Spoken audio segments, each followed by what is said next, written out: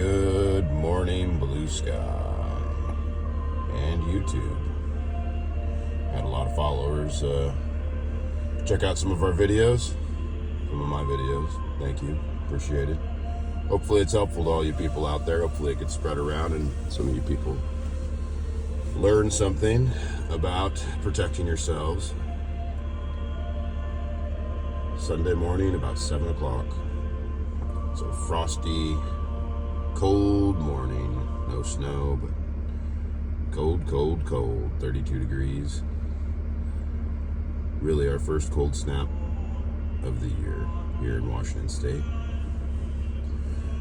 Today we're getting ready to head out into the world, and we're going to go distribute some clothes to people out there in need on the road that we see. We have jackets, thermals, and shirts and things like that, and we're just going to go out of the city and drive around and see what we can give out. We have pretty good success with that. I'm also looking out there. I'm going to meet up with some folks that are out there marching, and we've been stockpiling all our black clothing to give to them. Washed it up, put it together. We're going to drop that off. And if you listen to one thing, just listen to that. Everybody wear black. This is a time of mourning for our nation, not a time of celebration. Black shows our anger. Black shows our resolve. Black shows the color that represents us now. What do you think's going to be more scary? 100,000 people marching down the street all in black? Or the current circus that marches around? A lot of you guys out there are really starting to turn up the temperature on these protests. Congratulations, but be careful.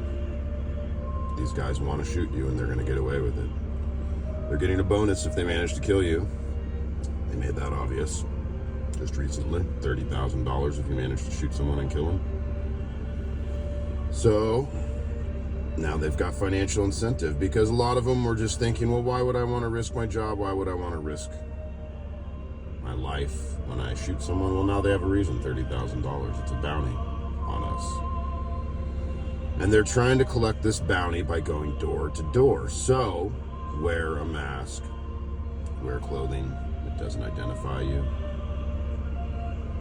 and leave your phone at home, or get one of them cell phone bags to put it in, because this is the reality we live in. They've got these flock cameras everywhere. Speaking of which, flock cameras don't do very well when they have paint all over the lens, just to let you guys know.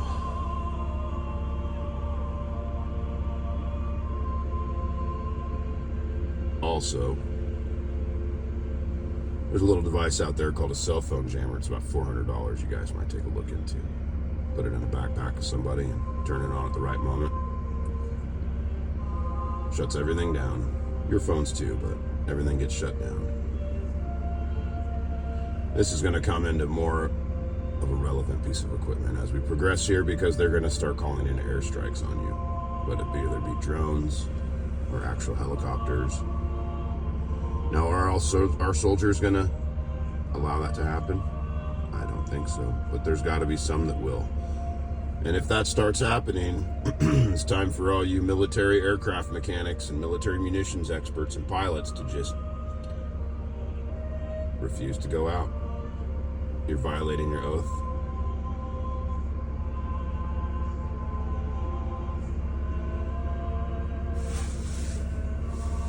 To protect America. So, hopefully, I'm a little worried about this Russian situation with the soldiers that are getting ready to deploy. At which point do we start worrying about him bringing Russians over from Siberia through Alaska and putting them in U.S. uniforms like they're doing with ICE? Lots of Russian immigrants looking to earn their citizenship by becoming hardcore romper stompers on protesters and making money to boot. We're going to check these guys' papers to make sure they're really soldiers.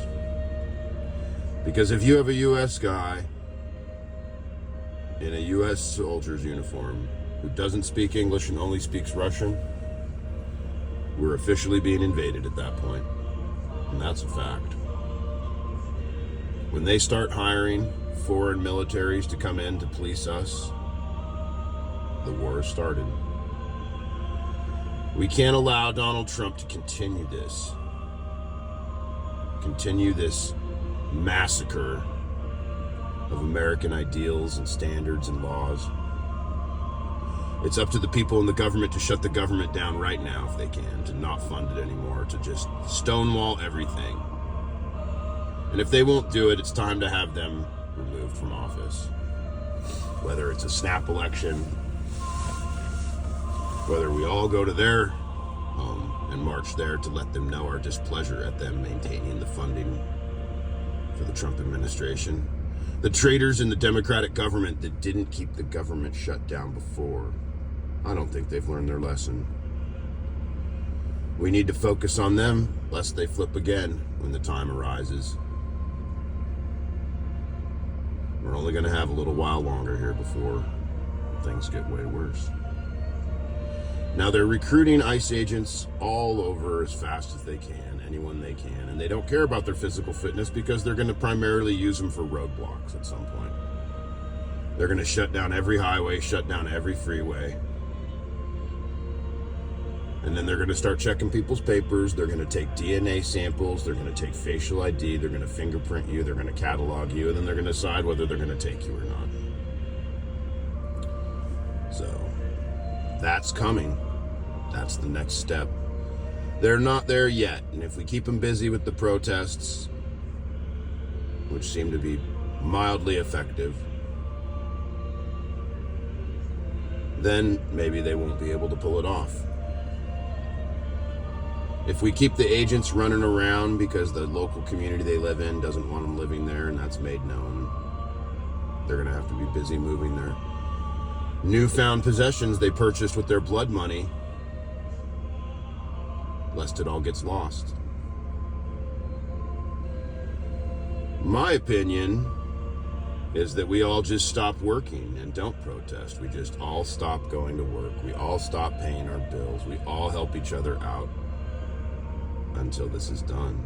We tell our landlords, sorry. The court clerks can't process the eviction papers. There's nobody at the bank to take the check anyways.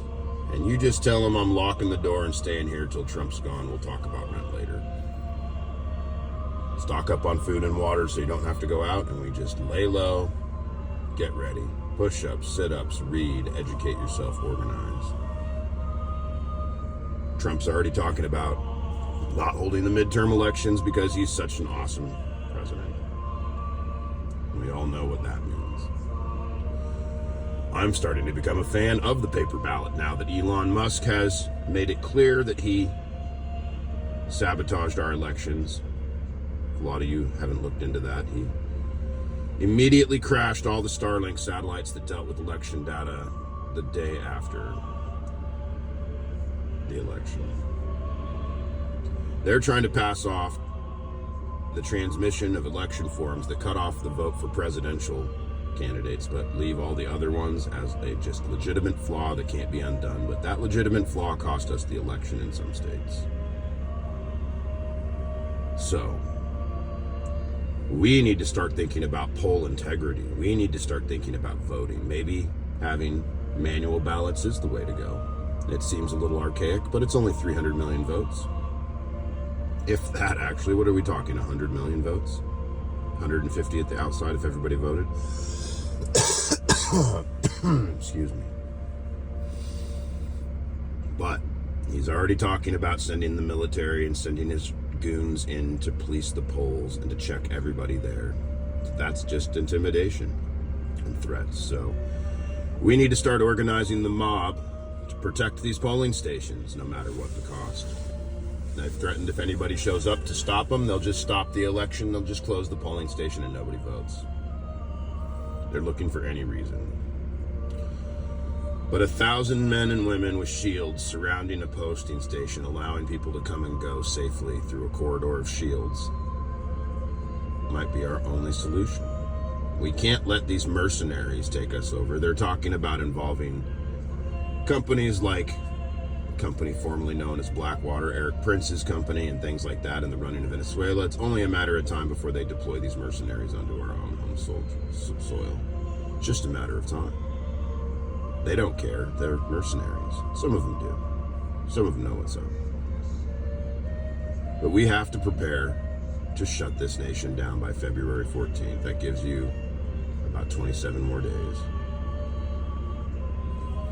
You need to prepare. If you can pay your rent ahead of time, do it. If you don't want to, it's up to you. If you don't have to, congratulations, you own a piece of property. Pay your taxes, call it good, and then just close the door. Nothing. Just don't show up.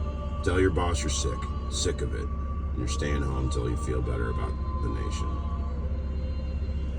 Now, I'm going to warn you again, don't eat any food from people you don't know. One of the playbooks here that they're talking about in the militia chat rooms is mass poisoning people at offices, factories, people that have liberal tendencies, talking about putting stuff in their locker that hurts them, talking about beating them up at factories that people of color are at, where there's an undercurrent of white supremacy that's unknown or known to the current company, or the company in charge. And we're in a lot of these chat rooms and monitoring their communications, and we see they're trying to come up with ways to do the most amount of damage to us possible, and they're already talking about poisoning people. So don't eat the company cake. Don't use the company water. Don't even use the company bathroom. Nothing. Don't let your skin touch anything that you are not 100% in control of. That's everything from your keyboard to the door handle to your office. Wear gloves. Gloves and a mask. And if you have any inkling of something's happening, which is what happened to me the last time, I just tasted something and it tasted wrong. So I spit it out. I salted myself, threw up, and I got a little sick. A little sick. But that's the thing, you don't know what they're going to use. You don't know what substance, what material. All these GED dropout dunces are trying to encode, tell everybody how to make something to hurt us. These are the same guys cooking meth to make money, to fund their revolution, which is how they're doing it. They're using the biker gangs, they're using the street gangs that they control. They're manufacturing methamphetamine, meth, and then they're selling it to buy guns and properties and things like that to help finance their cause. And here we are with no money and no way to finance it other than traditional ways. Are there any rich Democrats out there that are going to step up to the plate and finance something? Or are you all going to hang on to your money to the last possible minute, right as ICE shoots you, imprisons you, and then takes it? Or are you going to find those people in your life that can make a difference?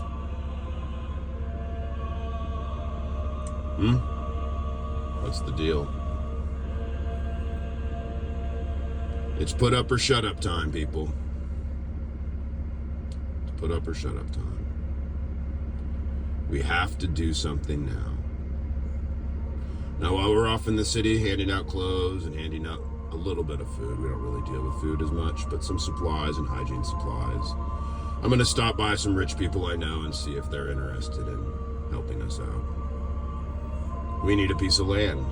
We need a big piece of land up high in a rocky area, away from people, a place that we can set up some lodging and some housing, temporary, going into the spring, for people that are done, that are not going to support fascism anymore, that have quit their jobs and all they want to do is fight fascism. For you. If any of you out there want to help out, just message me. We can probably do something, but I doubt it will happen.